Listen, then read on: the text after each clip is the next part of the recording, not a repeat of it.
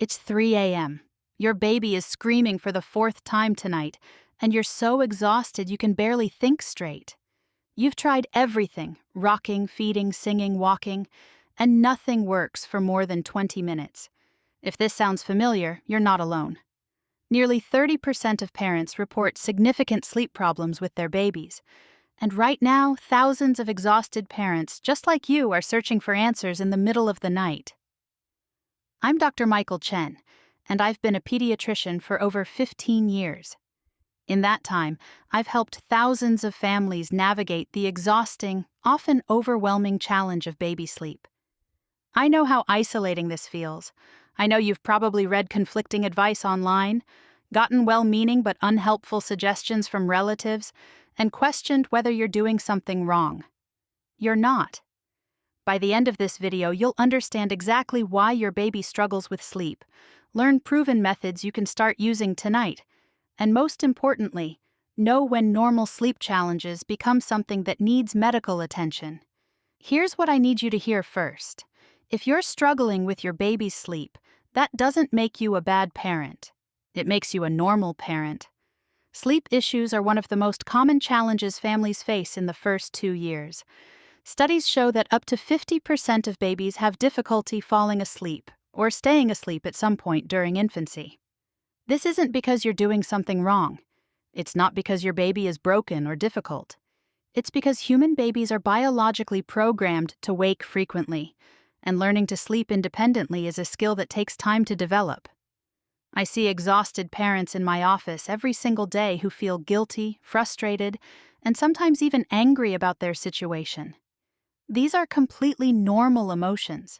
You're running on empty, trying to function at work, maintain relationships, and care for a tiny human who seems to have forgotten that nighttime exists.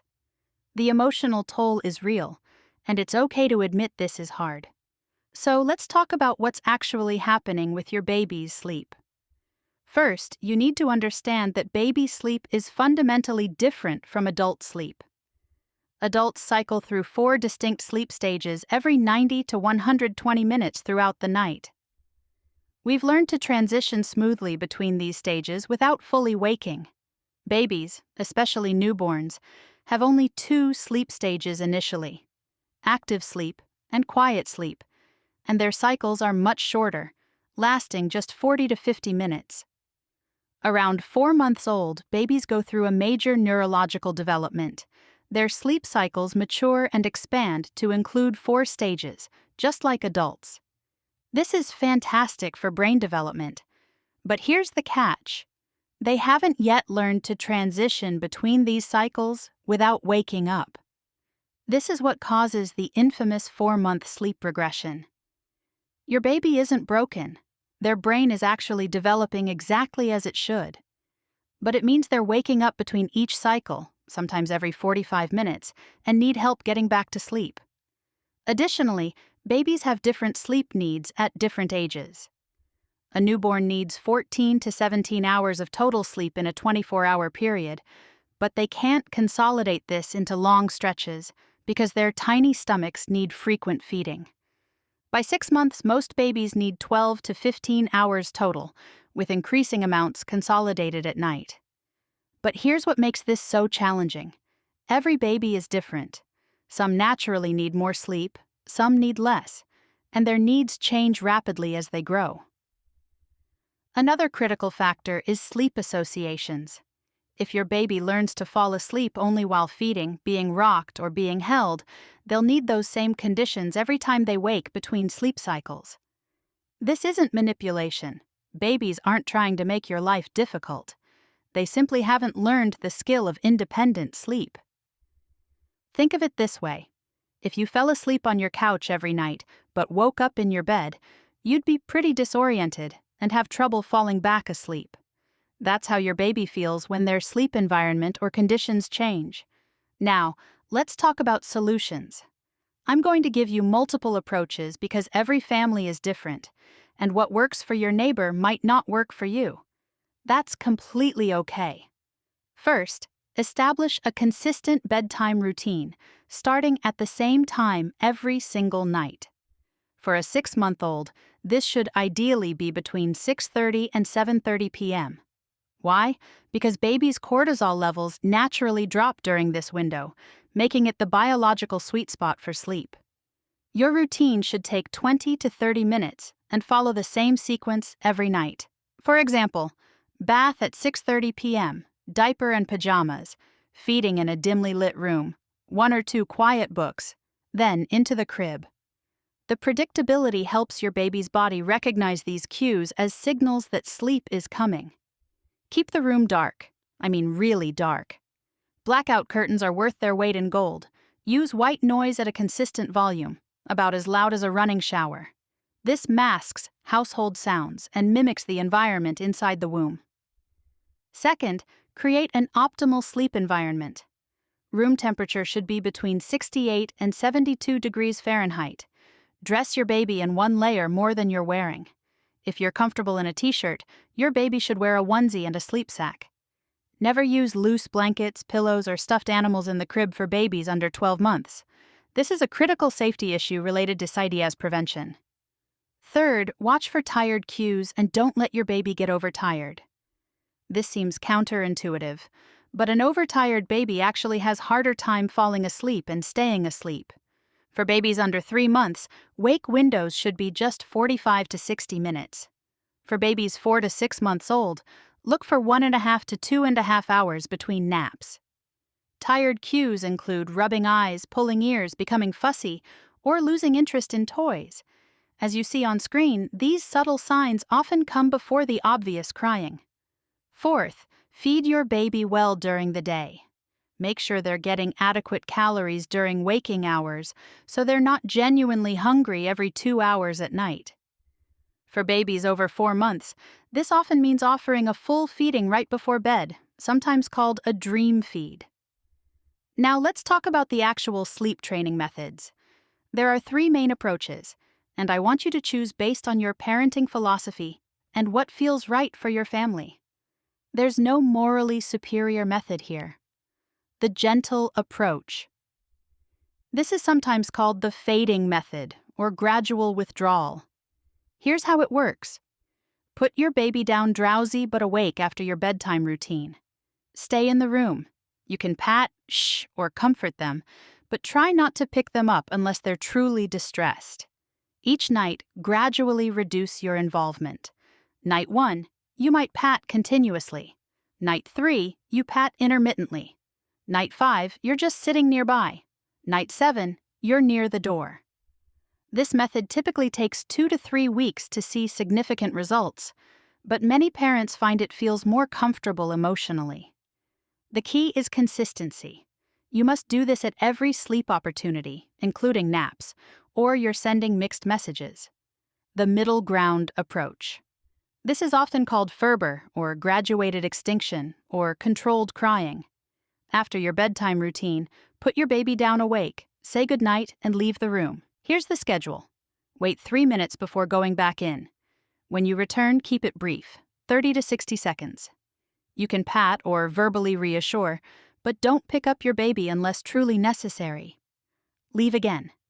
Next check is at 5 minutes, then 7 minutes, then every 10 minutes after that until your baby falls asleep. Each subsequent night, extend these intervals by a couple minutes. Night 1 might be 3, 5, 7, 10. Night 2 might be 5, 7, 10, 12. Most babies show significant improvement within 3 to 7 nights with this method. Some parents find this works faster than gentle approaches, while others find the crying too difficult to tolerate. The structured approach, sometimes called extinction or cry it out. After a solid bedtime routine, you put your baby down awake and don't return unless there's a genuine problem like vomiting or safety issue. This typically produces results fastest, often within 3 to 5 nights, but it's emotionally difficult for many parents. Research shows it's not harmful when done with babies who are developmentally ready, well-fed, and healthy, but that doesn't mean you have to be comfortable with it. Only choose this if it aligns with your values. Here's my professional recommendation. For babies under 4 months, focus only on the foundations, consistent routine, optimal sleep environment, and recognizing tired cues. Don't do formal sleep training yet. Their nervous systems aren't ready. For babies 4 to 6 months, any of these 3 methods can work. For babies over 6 months who are still waking frequently, I typically recommend starting with the middle ground approach, as it balances effectiveness with parental comfort. Progressive strategy. Week 1. Focus on consistency above everything. Same routine, same timing, every single night. You'll likely see things get slightly worse before they improve. This is normal. Your baby is protesting the change. Stay consistent. Week 2. You should start seeing improvement. Maybe your baby is falling asleep faster initially, even if night wakings haven't improved yet. Celebrate this progress. Continue the exact same approach. Week 3. Most families see significant improvement by now. If you don't, it's time to troubleshoot. Is there a scheduling issue? Are naps still a disaster? Is there a medical issue like reflux or an ear infection interfering? Now, let's talk about when you need to stop what you're doing and call your doctor. This is critical information.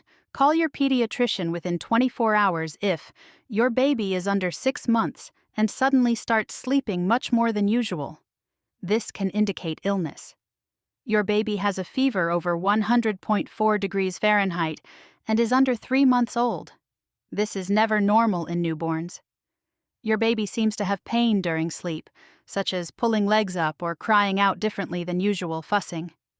Your baby's breathing becomes irregular, pausing for more than 10 seconds or breathing faster than 60 breaths per minute.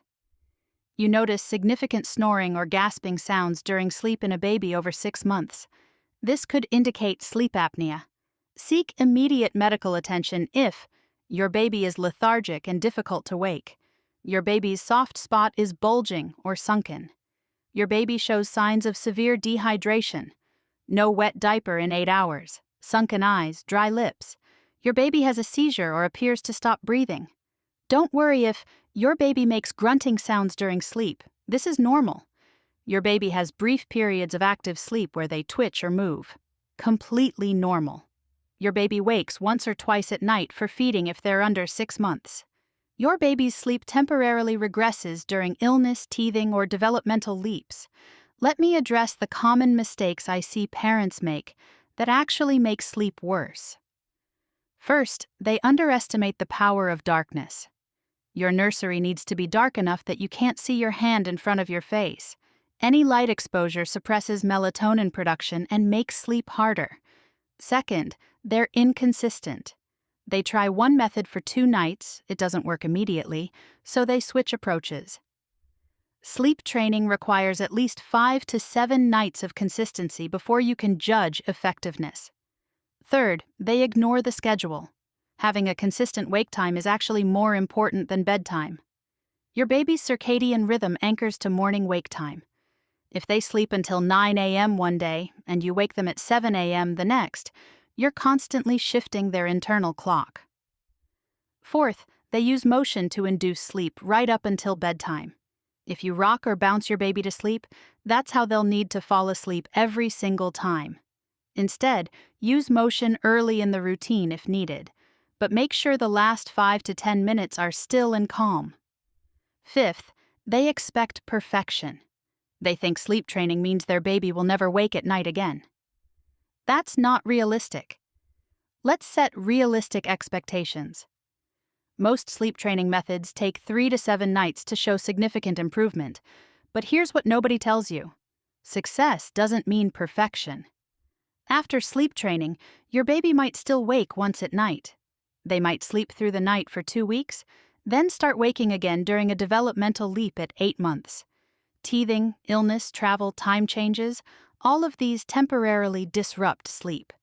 That doesn't mean the training failed, it means you have a normal human baby. When disruptions happen, return to your consistent routine, and most babies bounce back within a few nights. Also, understand that some babies are naturally better sleepers than others. If your baby sleeps from 7 p.m. to 6 a.m. with one wake-up for feeding, that's actually excellent, even if your friend's baby sleeps 12 hours straight. Comparison is the thief of joy here. I know right now it feels like you'll never sleep again. Every night feels like it lasts forever when you're up repeatedly comforting a crying baby. But I promise you, this is temporary. I've worked with thousands of families, and every single baby eventually learns to sleep. Some take weeks, some take months, but they all get there. You're not failing. Your baby isn't broken. You're both learning a new skill, and learning takes time and patience. On the hardest nights, remember, you're doing an incredibly difficult job. The fact that you're watching this video, seeking solutions, trying to help your baby, that makes you a good parent. Be kind to yourself. Ask for help when you need it, and know that better sleep is coming. Here's your key takeaway: consistent routines, optimal sleep environment, and choosing one age-appropriate method and sticking with it for at least a week. Those are your 3 pillars of successful sleep training. If you found this helpful, please hit that like button and subscribe for more evidence-based parenting advice. Comment below with your baby's age and biggest sleep challenge, and I'll recommend the best starting point for your specific situation. If you're also struggling with frequent night feedings, watch my video on night weaning next. I'll put the link in the description. Thank you for trusting me with your family's health. You've got this, and I'm here to support you every step of the way.